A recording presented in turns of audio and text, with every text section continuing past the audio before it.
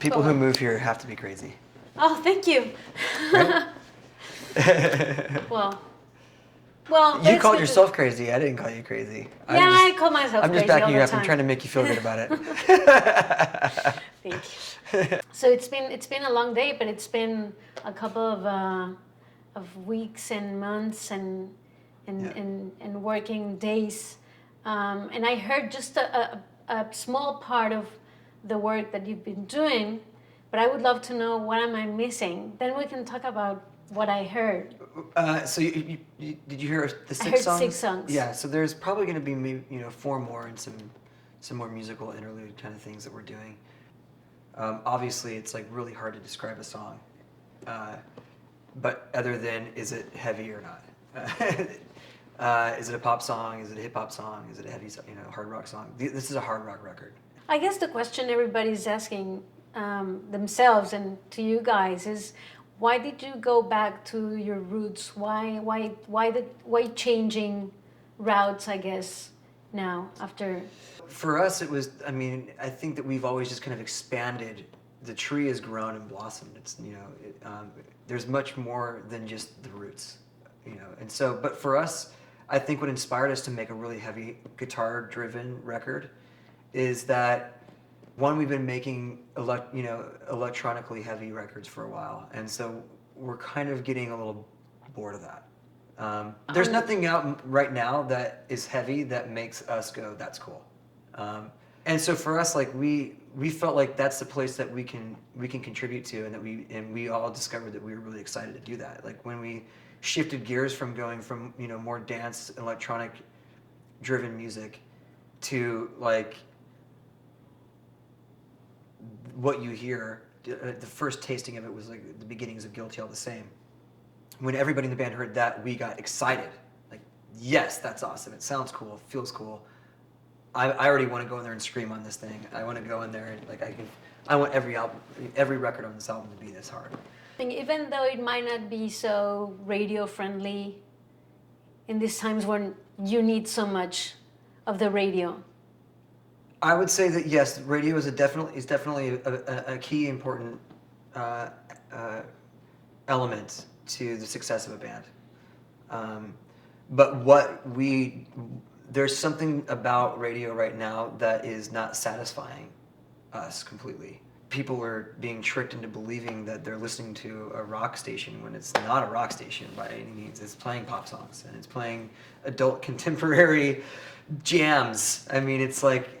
There's definitely a sense of safety, and that's okay, but that's not for us, Although you always have internet, obviously, and you have your fans there, and you're pioneers in YouTube, and. Fortunately for us, I think that the 62 million Facebook fans that we have that find out about the music that we're making will have a far bigger impact than the 7 million. Rock radio listeners across the country. How can you work this time without a producer that you've been working so many times? I mean, isn't it like a kindergarten where everybody gets to like do whatever they want? Like, how do you put some order? Well, the professor was once a student, right? And I think that we've graduated. And all along, Mike has really been the creative force and the play has been a role as a producer in the band our entire career on every record, and shares the credit of producing the last 3 records with Rick. And so we just kept doing what we were doing, and if we wanted to have an outside perspective, we brought in a collaboration. We brought in, we got Rakim to come in and do some stuff on a song. We got some other guests. We got Paige Hamilton from Helmet. We worked on we jammed out with Tom Morello. We did a lot of really great things to kind of spice things up and give us a different perspective. So. Does singing in another band like Stone Temple Pilots bring something else to Linkin Park in a way? Did that change the dynamic between the band and in the process of this album? I've always,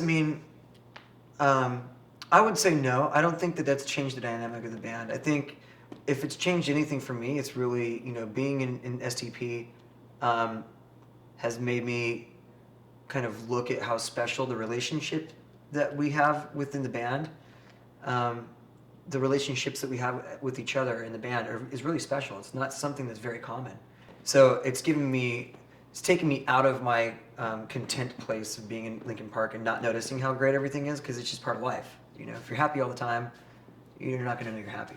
You know, so as you say, nobody or no, yeah, not many people buy records, and I guess you're waiting to play the record live and be able to go on tour and see what happens.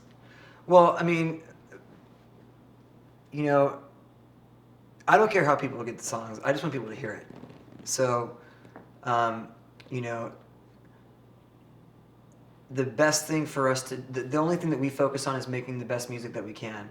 And people will get it through however they want to get it. You know, it doesn't matter to me. You know, that's what the music business is about now. It's about making music and going out and playing it live. It's not about doing a tour to promote a single anymore. You know, it's the opposite. It's creating a single to promote the tour. And it's a different mentality, you know, it's a different world. So, but, you know, we've built ourselves on our live performances. You know, it's not just about the songs we've created and put on the radio.